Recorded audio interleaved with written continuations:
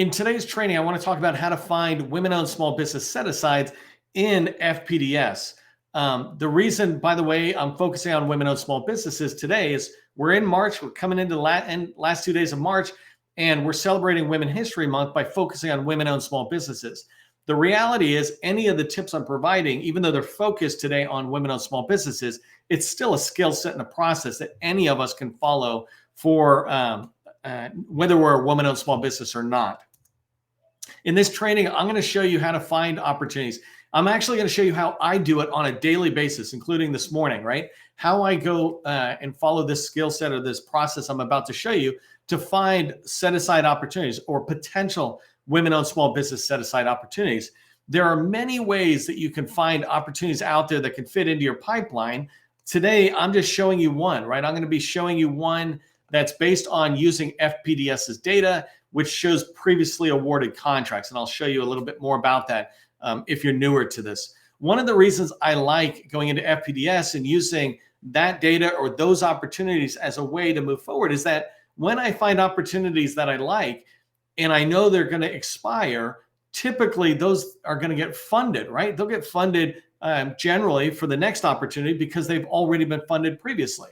And that's different, right? It's a lot easier to find information on opportunities that have already been awarded than, hey, this is a new requirement coming out. We're thinking about going this direction. Although that's attractive, it's pretty hard to find things. And so today I'm going to be focusing on expiring opportunities as we go forward. And today it's a lot more of a deep dive into FPDS. It's one of my first times actually trying to show you how I use the tools. If you don't know who I am, my name is Neil McDonnell. I'm the president of the GovCon Chamber of Commerce. I'm excited to have you here for our federal sales training where I teach tips for success in the federal market. By the way, one tip I'll give you right now, since I just saw David Waltz on here in the chat. He is one of the small business professionals in the Navy. And just, I think this morning, it might've been, I just noticed it this morning, but he just let us know that, hey, all of our Industry Day slides are out there and available. And so definitely connect with David and learn from him if you have any interest in the Navy, in particular, his Warfare Center over in Keyport. David, by the way, I downloaded them all. Hunter Martin let me know about them as well. And I'm going to put them over into the LinkedIn Navy DIB group that's out there. Just an FYI. So I spent 20 years, by the way, as a small business owner in the federal market. And since 2018, I've been teaching people like you that government contracting is not a secret. It's just a process. In fact, what I'm going to teach you today, looking into FPDS to find expiring contracts, that's a process. If you're not connected with me on LinkedIn or YouTube, go ahead and do that or subscribe on YouTube so that you keep hearing about more information that I share. I share all sorts of information, including today, I shared something from the National Security Agency, NSA, on their cybersecurity year in review. And it's fascinating seeing all the challenges and the things they're dealing with and what they see as a way forward for all federal agencies, the entire federal government. And so that was a post out there that I put today on LinkedIn. And last thing, before we get started, help buyers, help me, help others in the community. Remember who you are. Put your core competency, your company name into the chat. Let us know who you are by doing this every single time you show up to training. Okay, so before I share my screen, I just, from a very high level, in fact, maybe I will share my screen. I'll just talk from there. Wait 1 second. And by the way, if this is your first time with me, I talk at a fire hose. So the first thing I want to do is just say, what is FPDS? In case you're new to this, right? The Federal Procurement Data System, fundamentally, it's where all contracts that have been awarded are listed. There's some exceptions, but I'm not talking about those. So basically, most everything is here. Now it's over on SAM, and so that's the primary tool. But a lot of us, while we still have access to FPDS, we love this tool because it's easier. So I'm going to dive into FPDS, and I'm just going to look at my slides to remind me what I want to chat about. Okay, so the first thing I want to share with you is, and I'm not going to dive too much into all aspects. And so I did say there's training here and help. Go look at that and you'll learn how to use the tool. But for this, I'm just going to come in, and we're celebrating Women History Month, so I'll type in that. And I'm just showing up in FPDS. And the first thing I want to do is I just want to show you what I think is important within FPDS and some of the data. And the reason I'm going to show you is because then it will inform the filtering I put onto the data. So without any particular search, I'm just going to go into the top item here, the most recent one. And I want to point out the things that I find that are valuable. And some of them I'm going to use in the search criteria. So the first thing that I love that's valuable is right here is Melanie.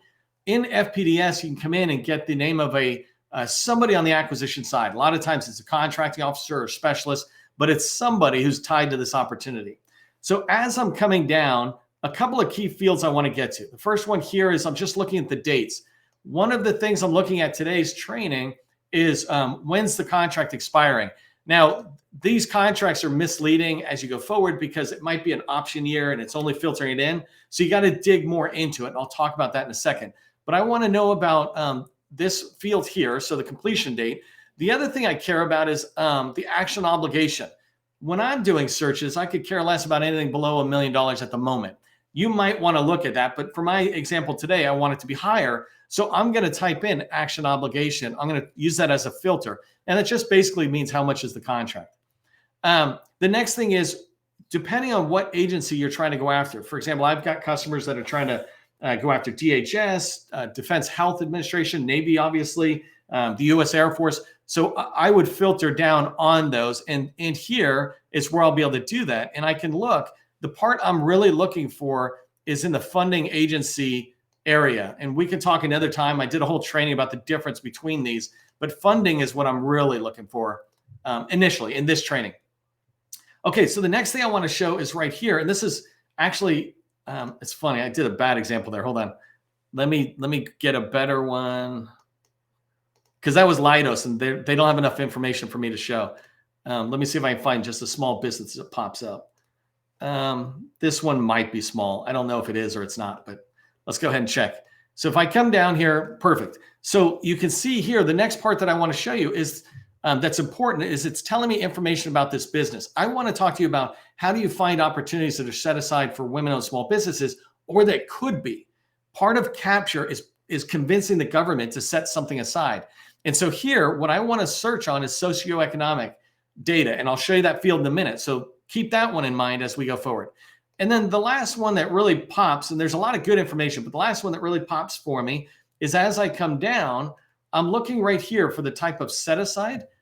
So I'm going to show you two different things. If it was already set aside to woman-owned small businesses, that was great. But if it was awarded to a woman-owned small business, that's also good, because then I could just go in and say, hey, government, you already awarded it to a woman-owned small business and they did a great job. Why don't you now set it aside to a woman-owned small business? So that's why I would look for opportunities that are there. So really, that's the last thing I'm looking for. There's all sorts of other great information, but I'll run out of room today. So let me come back, just walking through my bullets here. So let me show you how I filter down. So I'm going to go back to a clean screen. When you come into FPDS and you're using their filter, over here on the right-hand side is this advanced search. I'm going to click on the button, and it's going to allow me to build a search criteria that I'm looking for. And what I want to do is to work this slowly with you. So I'm going to, instead of building all the filters, I want to build them one at a time. So I show you kind of working their way down. So I'm going to say, build me a new search here. Click add. And the first thing I'm going to do is that set aside. So where was that little guy? Type of set aside. And if you remember looking at it, it didn't say WOSB. It said, it spelled it out, not the acronym. And so here I'm just going to type woman, plural, not singular. And when I do, now I got 49,000 set asides that are in FPDS at the moment, right? Just using the data it's presented. So now I want to keep filtering down. The next thing I want to do is, that's too many, and I want to just filter it over opportunities that are going to be expiring in the, let's say, the next year. So I'm going to leave it within the same results, not a new search, and I'm going to add a new filter. And here, I want to sit there and go to that field that is the contract end date, which I already forgot. There it is. Estimated completion date. And you can use this calendar item, but let me just teach you. The way you do it is you do 2 characters for each thing. So month, day, and then year, 4 for this. So I'm going to say anything that's expiring in August. Anything expiring before August, I just don't have enough time to compete for. But if I look at anything expiring in August, there's a good chance that in July and June, they're competing for it, unless it's really big and then it started much earlier. And so then I'm going to say, let's go out 1 year. And I'm just looking at building my pipeline of opportunities I can pursue. So if you look here, I just set the estimated completion date.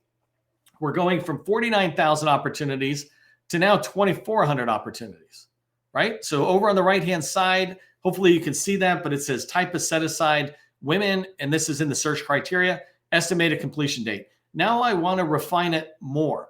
By the way, I have a problem sometimes with FPDS where it just like gets rid of my search criteria. So what I'm going to do is occasionally just keep saving it. So I got it in a WordPad document. So let's go ahead and modify this search some more as we start going down into the opportunities. So I already said women-owned, set aside, estimated completion. The next thing I want to do is I want to only go after opportunities that really are decent size. So if I look at the obligation, I'm going to say $1 million. Let's just start with that. Up to like 100 million. 100 million is way too big, but I'd rather just see what's out there. So now over the next year, I see that there's 169 opportunities that are on any type of work, construction, IT, whatever. So 169 that theoretically are expiring in the next year. And as I begin to look at them, I just keep filtering down. So remember, I said I do have some agency folks I'm trying to pay attention to. So before I go any farther, I'm just going to put my search there. So I never lose it. I don't have to keep retyping it. So now you see me, I'm working it down. I'm building this filter down. And the next thing I want to do is to pick the agency I'm going after. So let's just talk about Navy since David Waltz is on. So I'm going to edit this and let's see, David, if anything comes up. So I am looking for, well, actually, I don't even have to go over here. This one instead, let me just show you over on the right. I can just filter it by clicking on this. And so I'm seeing if Navy's out here. It's not, I don't really see it. So I'm going to hit on DOD. And then theoretically, now I should see Navy. This is funny. I'm not sure if this is exactly the way it is. And David, I'd be curious if you got something in there. And Gus, if you see him type something, let me know. But basically, through the search that I just did, right? Women-owned small business set aside, expiring in the next 12 months, over $1 million in the Navy, and there's one opportunity. This, to me, is just a little unusual. And I'm going to come back to that in a second. I saved my search because I'm going to click in here on the view. And down here, I'm just going to go look at what type of work this is. And so if I come down here, the first place I like to go is just to the description. So I can just see it's some sort of workload acceptance. I don't know what that is, but up here, I can see it's program management type work, right? Business support services. It's worth looking at, but it's there. But this is not even remotely the amount that I'm looking for. I should be able to see a lot more. So I'm just going to put my search back in for a second. So we're at 1. I'm going to get rid of the Navy here for a second. Actually, you know what? I'm going to put the Navy just so you see this, and I'm going to get rid of the action obligation. So I just got rid of the dollar size, and I said, now show me anything in the Navy, but not $1 million. Show me maybe by up to $1 million, which is not unusual. So maybe this is, a $4 million or a $3.5 million contract might be under $1 million a year for 5 years. And so if I just sort on the size now, I can see there's that one contract, but I missed out on all these almost 1 millions. And in here, I can begin to look at these opportunities and whittle them down. I'm not going to whittle them down except for once to show you in here. But the reality is you can then sort it by or filter it down by NAICS code. You can filter it down by keyword. I don't particularly like filtering down too much because I'd rather look at every one of these 94 opportunities, just browsing through and seeing what's there. It doesn't take me a lot of time, but then I never miss something that might have been missed. The data might have been entered in poorly. And so let me just try one thing here. And I'm just going to type in the word SharePoint up at the top. If you can see in the filter, I'm just saying, hey, are there any SharePoint opportunities? And they're not. And so now I'm going to back away from the Navy and see if there's any in the defense. No. Okay, so one thing about FPDS, I should have seen something with SharePoint right now. I don't, which is an unusual thing. And it makes me feel like FPDS got a little screwed up there. So let me just try it this way. Where I come in and I try SharePoint. And I'm going to advance this filter on women-owned small businesses. And remember, you can do this with SDVO or HubZone or whatever. So I'm going to come down and see if I can do type of set aside women. And so there's 9, and I can see just there, none of the 9 are in DOD. And then if I actually did it by date, I'd find that it looks like women-owned small businesses aren't getting any love as it relates to share points. So there's 2020, 23. Actually, there's some. So they're pretty recent. So this is perfect, right? I look right here and I can see $146,000 opportunity. So that means it's probably almost $1 million. This $2 million opportunity, right? That could be a $10 million opportunity out there. So I'm walking through the filter. I want to show you how I walk through the filter one other way. Hold on one second. Let me just come back to my deck here. So I want to do one more search where I show you women-owned small business set-asides. So I've got companies that do cybersecurity. I'm going to come in here and say, I'm looking for women-owned small business potential set-asides for cybersecurity. So the first thing I do is I put my keyword in. The next thing I'm going to do is refine the results that I have. So putting more filters on. And remember some of these, but before I used woman-owned set-aside, what I'm really looking for now, and let me do some of these fields really quick. So 8/1/2023. You would think I could type better. Until next year, 8/1/2024. And then let me add another filter in here. And the action obligation is what I wanted, because again, I just want to start high. This one here. I don't know how much I just went up to. Let's go another one. So if I do this right now, so now really, let me get rid of that action obligation. Well, that doesn't make it. I must have screwed something up there. Sorry. Let me try this result again. Just doing it slow. So 1 million to 100 million, and I'm going to filter it one at a time this time. Now I'm going to say in the time period. So I'm going to say date signed. And here, August 1st, 2023 to August 1st, 2024. Did I do that right? Yeah. Wow. That's a really interesting thing for me, is that I'm not finding anything, and I'm doing something wrong in the search.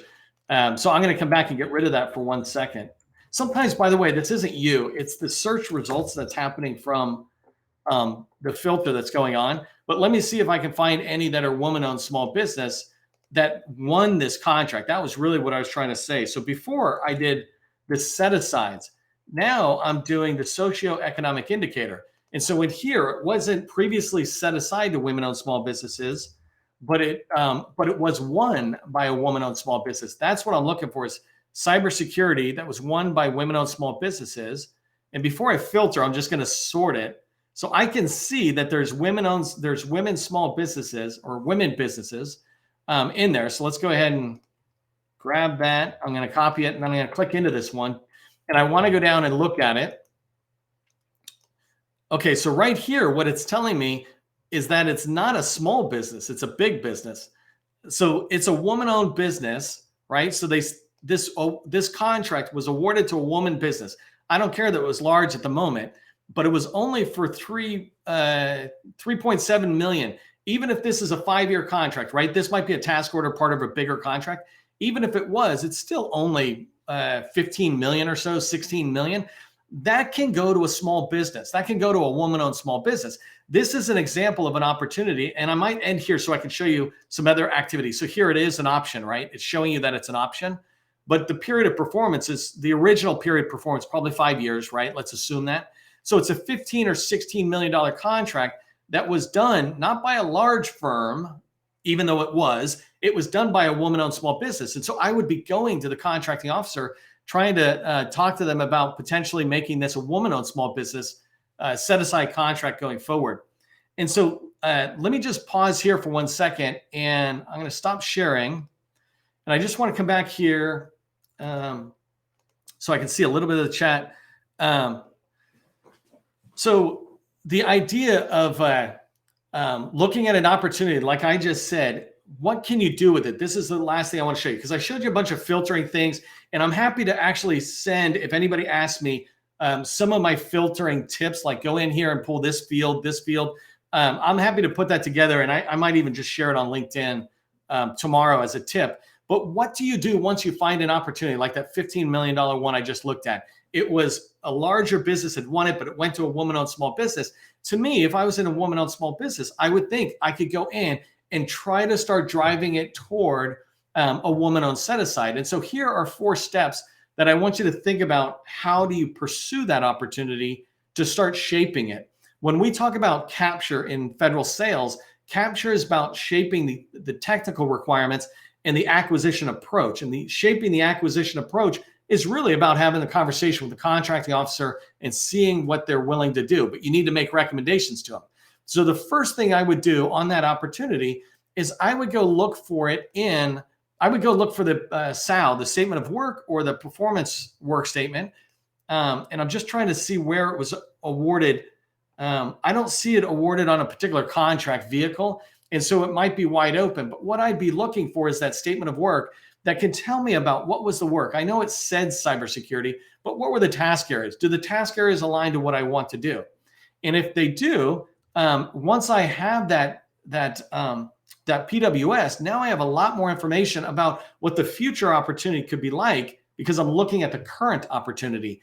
And so when you have that PWS or the SAL, the second thing you want to do is to build what I call a targeted list. And so if you go into our 7-step process, and you've seen me talk about the 7-step process before, where research, targeting, outreach lead to relationships, opportunities, proposals, and sales. Well, targeting is about identifying who do you call before you reach out. And so build a target list around that opportunity. I would be looking for the contracting officer. I would be going into SAM, and inside of SAM trying to find this opportunity at the bottom, seeing if there's 2 or 3 people listed that are the contract specialist, small business specialist, contracting officer, whoever, about that previous opportunity. They're on my target list.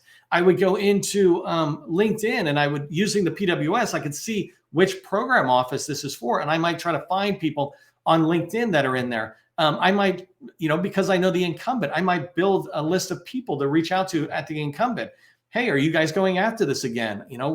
I hear it's going to be small business set aside. Are you open to teaming? Any of that kind of stuff, look into the incumbent. So you're building a target list. That's the second thing you want to do. The third thing you want to do is to research that incumbent, right? You're going to be finding their information before you call them, and before you talk to the government about the opportunity. Research the incumbent, learn obviously their name, learn a little bit about their spending on this particular contract, but then find out, where are they winning? Are they completely in this agency, or are they just one contract here and they're mostly somewhere else? Think about, where are they winning and what are they winning? Do they typically win this type of work, or is it like a one-off? My last company, we were a SharePoint company, but we won a huge enterprise architecture contract because of the sales that we did. And if you had looked, that would have been an anomaly. If you had looked at all our other opportunities or awards, they're all basically SharePoint, and that one was enterprise architecture. That's a good one to reach out with and say, hey, maybe we can help you with the EA while you guys do SharePoint. And that's why you want to research the incumbent and understand how they're winning, where they're winning, et cetera, and what they're winning, obviously. And then the fourth thing, the final thing on the initial activity of pursuing an opportunity that you might find in FPDS is to reach out to that target list. Pick up the phone and start calling, asking questions. The contracting officer, you could start with just asking them, where is this will this be recompeted? Generally you can look and decide if it's going to be on your own, but you want to get confirmation. When will that recompete process start? When's the acquisition process going to start for the recompete? How's that typically work? 6 months out, 2 years out? And asking some of those questions, finding out who the core is, maybe the program manager, the small business specialist, obviously having an advocate. But you begin to reach out, and as you're reaching out, you're trying to have conversations that will lead them to setting this aside to women-owned small business. The whole point of today's training was to show you how you can look into FPDS, find opportunities that were set aside to women-owned small businesses, and then begin to pursue those ones that are in your sweet spot, pursue those to see if the government would be open to them being set aside and getting on their radar and saying, I really would like to compete. So if you do that, you'll begin to identify more and more opportunities that really are good fits for your pipeline. Hey, and what I just taught you, by the way, it's really fast. It's a fire hose, a lot of stuff in there, but it's exactly how not just what I teach my customers, but how I help my customers in our BD Accelerator workshop. We start off by making sure that they're visible and attractive to the federal buyers and teammates, right? And then helping them implement a strategic marketing campaign, which fundamentally is that targeting thing I just described. And then finally, following a process to build strategic relationships within federal buyers and teammates. And this FPDS skill that I taught you today, you can use this as you do targeting on different opportunities and you're reaching out to buyers or teammates, or even learning more about the incumbent, right? You can reach out to these people and build those relationships so they lead to opportunities that are slam dunk for your sales pipeline. So hopefully you found that skill helpful. I am going to put that one pager out that I talked about. So if you want to see that, let me know and I'll try to proactively send it to you. Otherwise, just watch LinkedIn. And remember, government contracting, it is not a secret. It's just a process. I'll see you in the next training.